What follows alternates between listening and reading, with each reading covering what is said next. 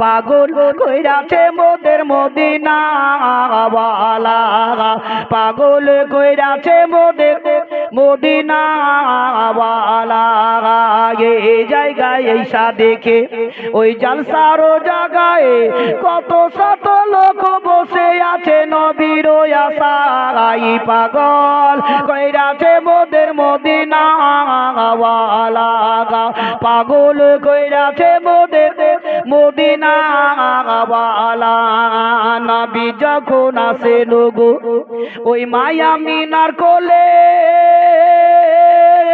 শত শত ফারিস্তারা দরুদ সালাম পড়ে পাগল কইরাছে মোদের মদিনা ওয়ালা পাগল কইরাছে মোদের মদিনা ওয়ালা এই জায়গায় আইসা দেখে ওই জালসার জায়গায় কত শত লোক বসে আছে নবীর আশায় পাগল কইরাছে মোদের মদিনা ওয়ালা পাগল কইরাছে মোদের মদিনা ওয়ালা মায়া মিনা বসে কান্দে ওই ছেলে কোলে করিয়া বাড়ি বাড়ি চেয়ে দেখে মুখের দিকে তাকায়া পাগল কইরাছে মোদের মদিনা ওয়ালা পাগল কইরাছে মোদের মদিনা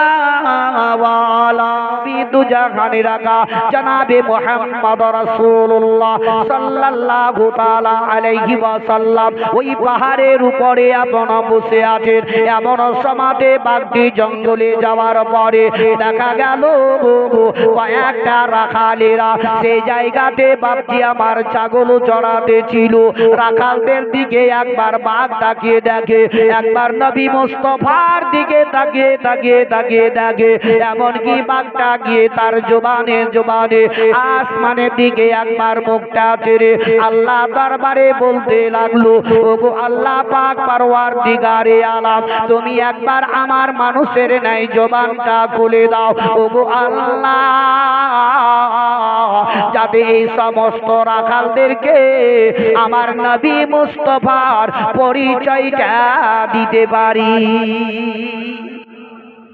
ওই জবানটা আপন আল্লাহ তাবারক ওয়া তাআলা বাঘের জবান খুলে দিল বাঘ আপন জবানে বলতে লাগলো ওরে রাখালে রে তোদের এত ভাগ্য এত নসিবটা ভালো রে আজকে বিশ্বের নবী এসেছে যা যা নবীর কাছে কলমাটা একবার পড়ে ঈমান নিয়ে চলে আয় বাঘ আপন তাদেরকে যেমনি বলে দিল সমস্ত রাখালেরা ওই সমাজে আপন বাপজিরা আমার রাখালরা বলল বাঘ রে কখনোই এটা হতে পারে না যেহেতু তুই একটা জঙ্গলের পশু আমাদের ছাগল গোলা খাওয়ার জন্য আমাদের নিকটে এসেছি তুই মিথ্যা মিথ্যা কথা বলে আজকে আমাদের নিকটে প্রকাশ্য করে তবে বাঘ চলে যা তোর কথা আজকে আমরা বিশ্বাস করব না বাঘ আপন তাবা মেরে গেল আপন বাঘের দুই চোখটি পানি চরচর করে চলে যায়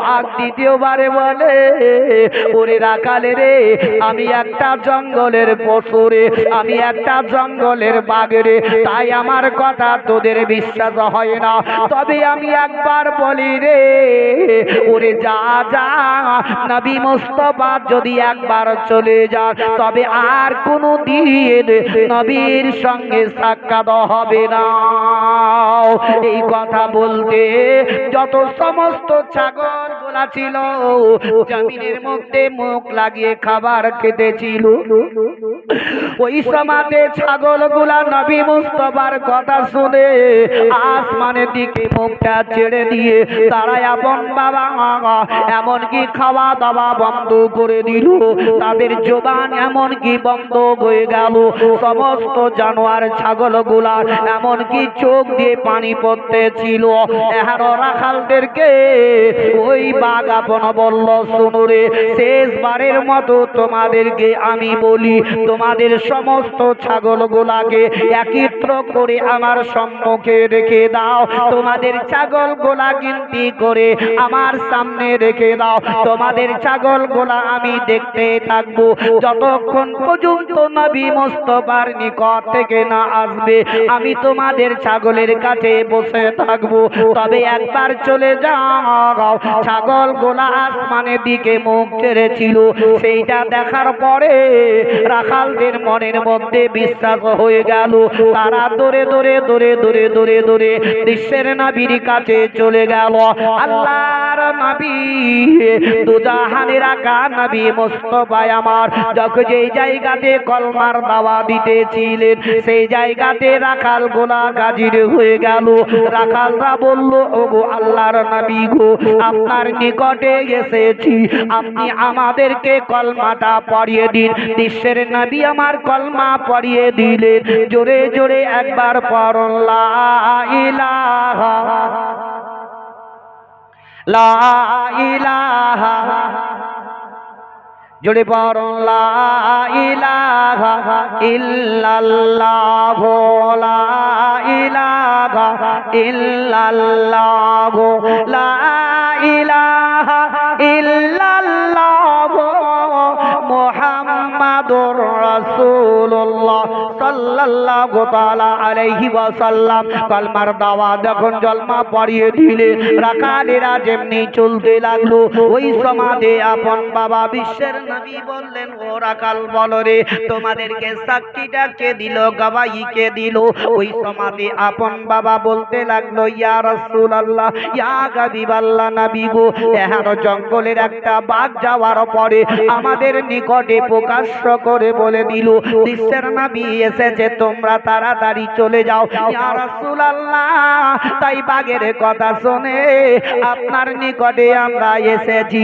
নবী বললেন, ও রাখালেরা শোনো রে, যেই বাঘটাই আমার গাওয়াই দিল, ওই বাঘটাকে খালি না ফিরিয়ে একটা তোমরা ছাগল ছানা তুলে দিবে, যাতে তারা বিতরণ করে কে নেয়। রাখালরা দৌড়ে দৌড়ে দৌড়ে দৌড়ে ছাগলের দিকে রওনা হলো। এমন সমাধি দেখা গেল, ওই বাঘটা রাখালদেরকে দেখার পরে উঠে যেমনি চলে যাবে, সেই সমাধি রাখালেরা বলতে লাগলো, আরে জঙ্গলের পশু পালাবে না, যেহেতু যেই নবীর প্রতি আমরা কলমা পড়ে ঈমান নিয়ে এসেছি, ওই নবী যেটাই আদেশ দিয়েছেন এটা আমরা পরিপূর্ণ করব। একটা ছাগল নিয়ে চলে যাও, তোমরা সকলে বিতরণ করে খাবে। জঙ্গলের বাঘ নবী মুস্তাফার দিকে লক্ষ্য করে তাদের একটাও ছাগল নিল না। দেখেন, জঙ্গলের পশুদের নবীর গাওয়াহি দিয়েছিল কি বিশ্বের নবী এসেছে, কলমা পড়ে নাও। সেই তো আমরা সেই নবীর শ্রেষ্ঠ উম্মত, আমরা ভাগ্যবান নসিববান।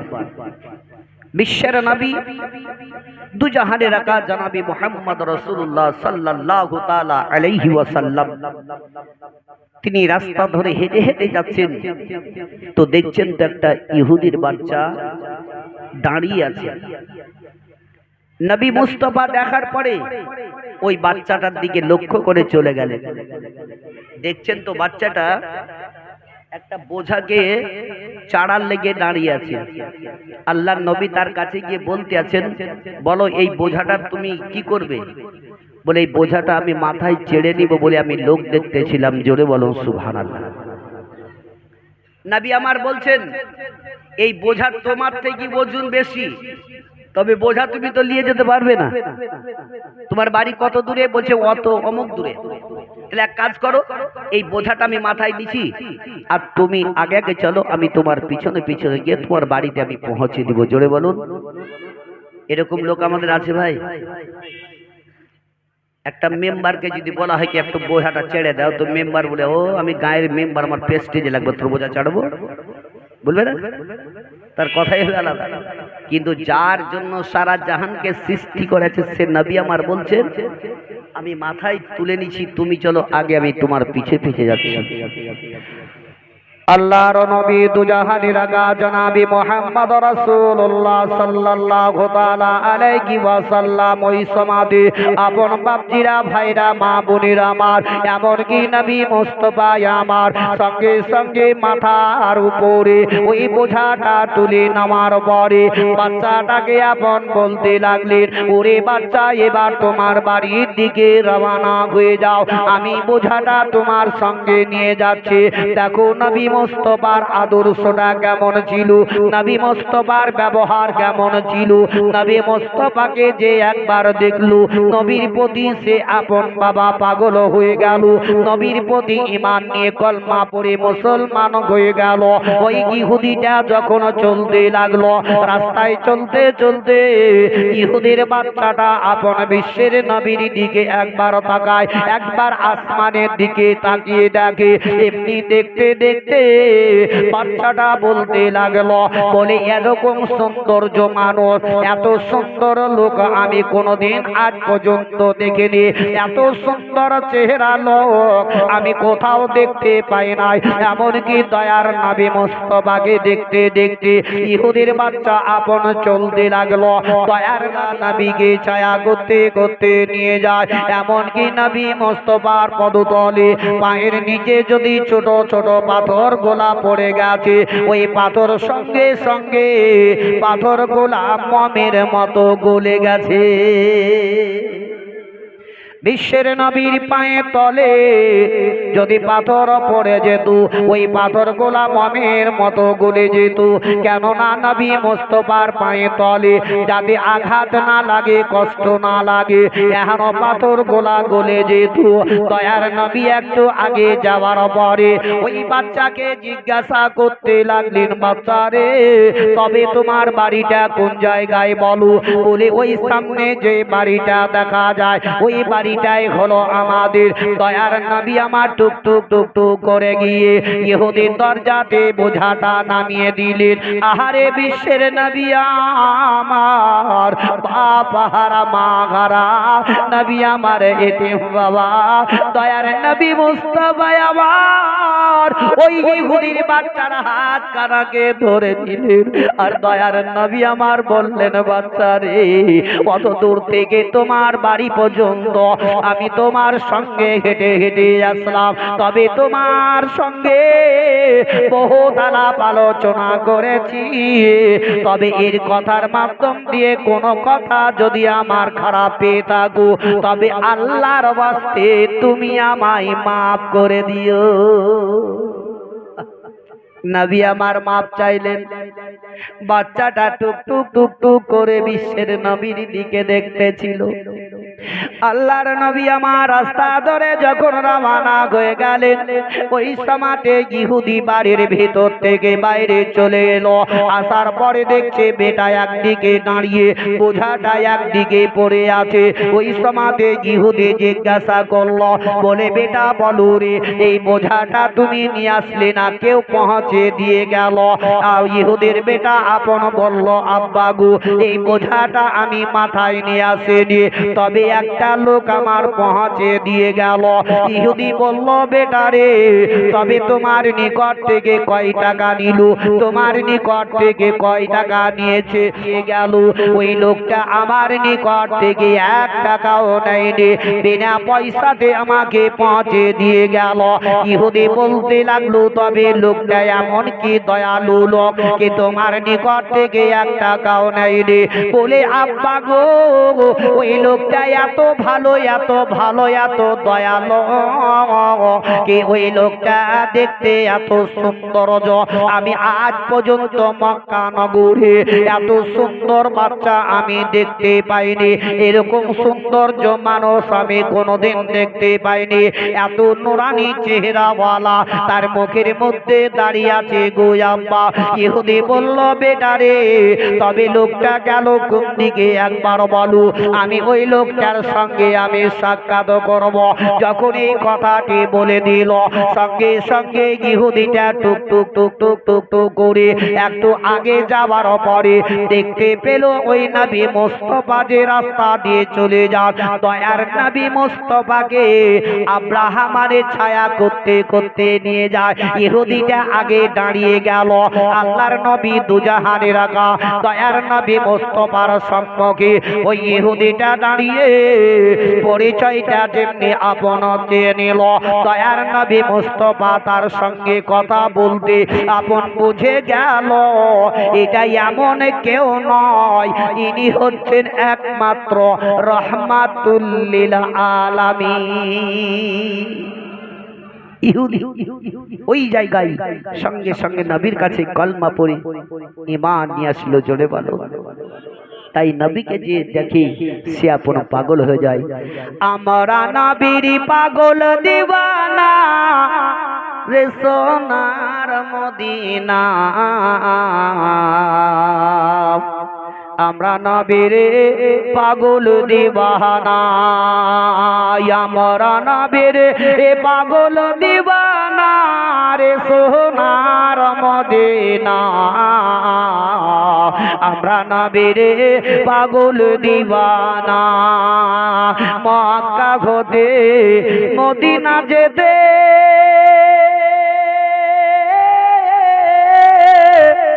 আরে বিচিখানে এক গত পরে, মক্কা হতে মদিনা যেতে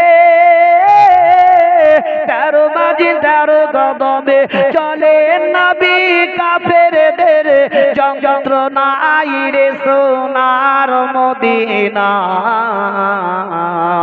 আমরা নবীর পাগল দিওয়ানা, আমরা নবীর পাগল দিওয়ানা রে সোনার মদিনা, আমরা নবীর পাগল দিওয়ানা। আল্লাহুম্মা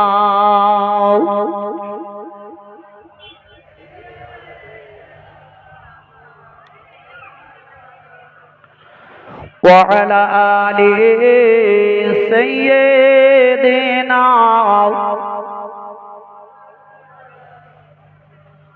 সাল্লাল্লাহু তাআলা আলাইহি ওয়াসাল্লাম। বাপজিরা ভাইরা, আমার নবী মুস্তাফার জীবনী কাহিনী আদর্শবান আমরা বহুত কিছু শুনছি। আমাদের মুখ থেকে তো শুনতে তার সাথে সাথে মোবাইলেও শুনতে পাচ্ছি কি ভাই, কিন্তু আমরা শুনে কি পরিবর্তন হচ্ছি? মনে ভয় ঢুকছে না আমার। এই পৃথিবীর দুনিয়া থেকে সকলকেই যেতে হবে, কিন্তু যাওয়ার আগে কিছু একটু পুঁজিটা সঞ্চয় করুন। একবার আখিরাতকে চিন্তা করুন। যেই কবরে আমরা রেখে আসছি মানুষ, সেই কবরটাকে একবার ইয়াদ করুন, ইয়াদ করে পরিবর্তন হন। যতই যাই আমরা করি, আমাদের আসল হচ্ছে আকিমুস সালাত, তোমরা নামাজ কায়েম করো। কি নামাজটা আমাদেরকে অনিবার্য পড়তেই হবে। যে যার কারণে সারা জাহানকে সৃষ্টি করা হয়েছে, সে নবীরও রূহ কবজ করা হয়েছিল। তাহলে ওনার যদি হয়তো আপনার আমার কি ভাই বলুন, আজ এই মুহূর্তে যে আমরা এখানে বসে আছি, জালসা শেষ করে খিচুড়ি খাইয়া বাড়ি পৌঁছতে পারবো তার কোনো ভরসা আছে? হ্যাঁ, কেউ বলতে পারবে? সেকেন্ডের মধ্যে যদি চাই আল্লাহ তো সব শেষ করে দিতে পারে, পারে না? পারে না? যেমন দেখেন, গাছে, বাড়িতে, কোনো কোনো জায়গাতে মাকড় সাথে জাল করে না করে না, দেখেছেন তো? বড় একটা জাল তৈরি করলো, ওই জালটাতে যদি আপনার 10টা 20টা 25টা যদি আপনার মাকড়সাগুলা ঘুরে বেড়ায়, তো ওই জালটা ভাঙে কি? আর মানুষ যদি একটা আঙুল এমনি করে হিলিয়ে দেয়, ভেঙে গেল, সেকেন্ডের মধ্যে শেষ। আমরাও যেমন দোতলা, 3তলা, 4তলা, 5তলা সৌন্দর্য ঘর বাড়ি ছাদ তৈরি করছি, ওই ছাদের উপরে 10টা 20টা লোক যদি চেপে যায়, ছাদ ভাঙবে? 100টা চাপলে ভাঙবে? আর আল্লাহ যদি আপনাকে হিলিয়ে দেয়, সেকেন্ডে শেষ। এই যে কথাগুলাকে আমরা নিজেদেরকে যদি মাথায় একটুকু গজাই, আমরা প্রত্যেকটা মানুষই পরিবর্তন হয়ে যাবে। কেউ কারোর সাথে আমরা মারামারি, কারোর সাথে হিংসা এসব আমরা করবো না। কিন্তু আমরা বুঝলেই তো, যতক্ষণ শুনছি ততক্ষণ মনে মনে চিন্তা হচ্ছে কাল থেকে আর কিচ্ছু কাউকে করবো না, এবার নামাজ রোজা পড়বো, কিন্তু যেমনি শেষ কালকে আবার ভুলে গেলাম। কিন্তু না বাপজি ভাইরা আমার, বিশ্বের নবীর আদর্শের দিকে আমার প্রত্যেকটি মা বোনদেরকেও বলবো কি, মায়েরা আমার জালসা মিলাদে আসছেন, মায়েরা যদি জালসাতে না আসে কিন্তু জালসা মাথায় নেয়। বেটা ছেলে যদি এক গুণ তো মেয়ে ছেলে থাকে দুই গুণ থাকে না। দেখবেন চাঁদা পয়সা যদি দিতে চাই তো একমাত্র মেয়েরাই বেশি বেশি দান করে, করে না করে না? প্রত্যেকটা জালসাতে আমরা দেখতে পাই, কিন্তু আল্লাহ তাদের দিলটাও খুব নরম দিয়েছে। তবে ওই মায়েদেরকে আমি বলবো, এ মা দরদি জননীর আমার একটু পরিবর্তন হন। হাদিস কোরআন জীবনী কাহিনীর দিকে আমরা শুনে শুনে যদি একটু পরিবর্তন হতে পারি তবে আমরা লাভবানী। যেমন কি বিশ্বের নবী আমার টুকটুক করে তিনার বিবি, যার নাম হচ্ছে হযরতে মা খাদিজা রাদিয়াল্লাহু তাআলা আনহার বাড়িতে চলে গেলেন। হযরতে খাদিজা রাদিয়াল্লাহু তাআলা আনহা বিশ্বের নবীর রাস্তাটা দেখতেছিলেন, কতক্ষণে নবী আমার আসবেন। এখানে বিশ্বের নবী আমার খাদিজার বাড়িতে যাওয়ার পরে নবী যখন একটি আওয়াজ দিলেন, সঙ্গে সঙ্গে দয়ার নবীর আওয়াজ পাওয়া মাত্র হযরতে খাদিজা দরজাটা খুলে দিলেন। জোরে বলুন সুবহানাল্লাহ। ওই সমাজে হযরতে খাদিজা রাদিয়াল্লাহু তাআলা আনহা বিশ্বের নবীর দিকে লক্ষ্য করে দেখলেন। দেখছেন তো দয়ার নবীর শরীরের মধ্যে কাঁপুনি রয়ে গেছে, এমনকি কাঁপুনি যে উঠে গেছে, থরথর করে নবী আমার কেঁপে যান। হযরতে খাদিজা দেখার পরে কাঁদতে লাগলেন। হযরতে খাদিজা রাদিয়াল্লাহু তাআলা আনহা বললেন, ইয়া রাসূলুল্লাহ, ইয়া হাবিবাল্লাহ, নবী গো, ওগো আমার স্বামী মাথার মনে ননের তারা, আপনি কেন এইভাবে কাঁপতে আছেন? এতদিন ধরে আপনার সঙ্গে আমি বসবাস করলাম, তবে আপনার শরীরের কাঁপনিটা আমি কোনোদিন দেখতে পাই নাই, তবে আজকের শরীরের কাঁপনিটা কেন? হযরতে খাদিজার দিকে লক্ষ্য করে নবী আমার বললেন, খাদিজা, তবে একটু তুমি চোখের পানিটা বন্ধ করো। হযরতে খাদিজা রাদিয়াল্লাহু তাআলা আনহা বলে, ইয়া রাসূলুল্লাহ, ওগো আমার স্বামী মাতার মনে ননের তারা, তবে আপনার শরীরের কাঁপনি কেন? একবার আপনি আমার বলুন না কেন? হযরতে খাদিজা রাদিয়াল্লাহু তাআলা আনহাকে বিশ্বের নবী বললেন, খাদিজা, একটু তুমি আমার ভিতরে নিয়ে চলো। হযরতে খাদিজা ভিতরে নিয়ে গেলেন। দয়ার নবী মুস্তাফাকে একটি বিছানার মধ্যে আপন শুইয়ে দিলেন। দয়ার নবী মুস্তাফা হযরতে খাদিজার দিকে টুকটুক করে তাকিয়ে তাকিয়ে দেখছেন, আর খাদিজাও নবী মুস্তাফার দিকে তাকিয়ে তাকিয়ে দেখছেন। তাদের স্বামী স্ত্রীর মধ্যে এত মেল মহব্বত ছিল। হযরতে খাদিজা রাদিয়াল্লাহু তাআলা আনহা বলেন, ইয়া রাসূলুল্লাহ, ইয়া হাবিবাল্লাহ, নবী গো, ওগো আমার স্বামী গো, আপনার শরীরের কাঁপনিটা বেড়ে যাচ্ছে, আপনার কাঁপনি বন্ধ হয় না কেন? তবে এমন কি হয়েছে বলো না কেন? নবী আমার বললেন, খাদিজা, তবে একটু চোখের পানি বন্ধ করো। আমি নবী মুস্তাফা, আমি আর সহ্য করতে পারি নাই। ওগো খাদিজা,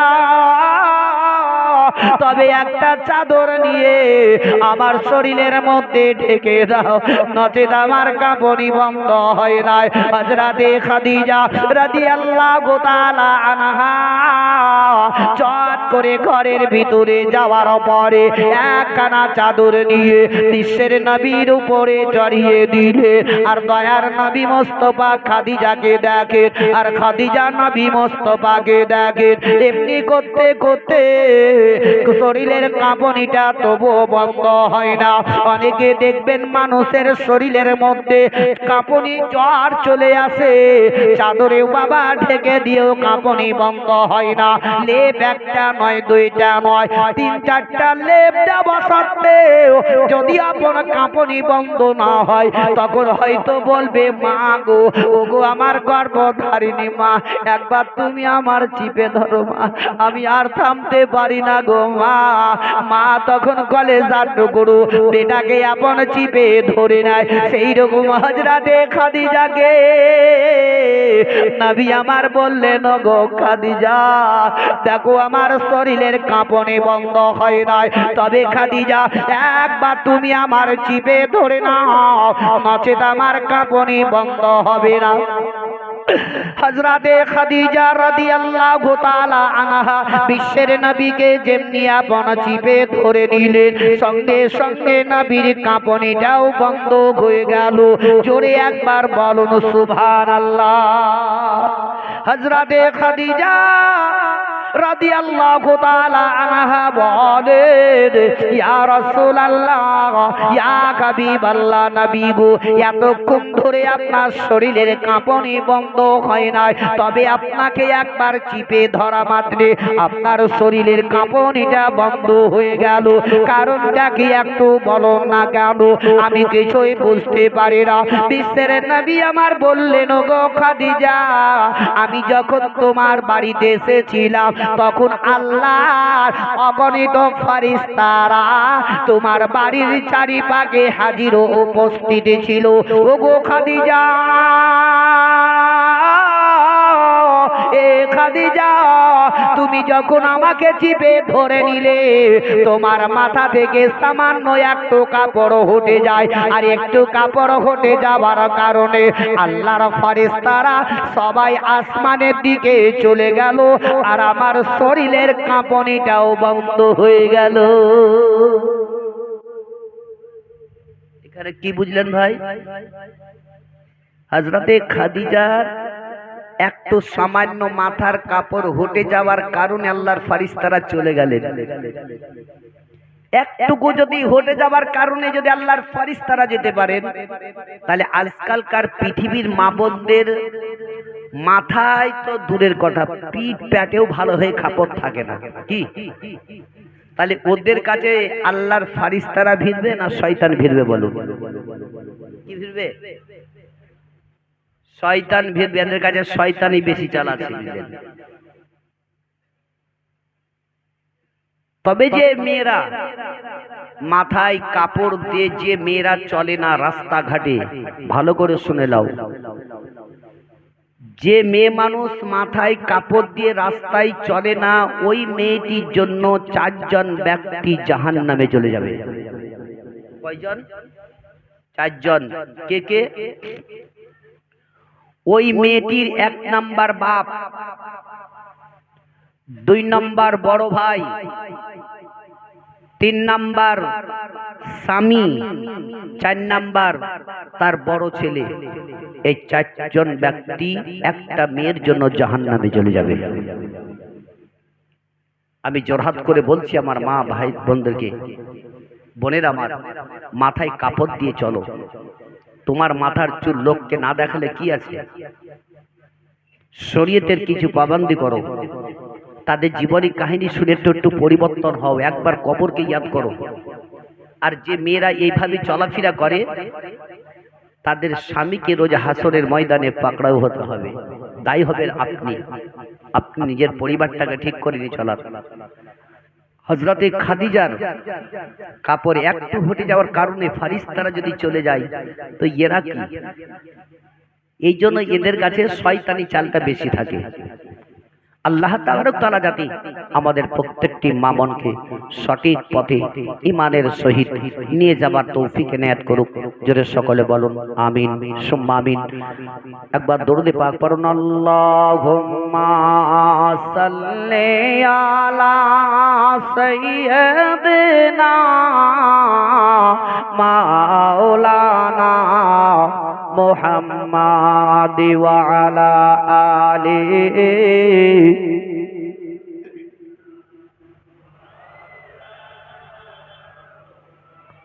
সাল্লাল্লাহু আলা মুহাম্মাদিন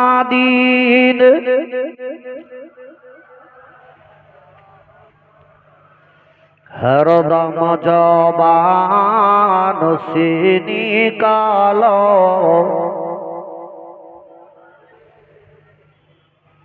हरदम ज़बान से निकालो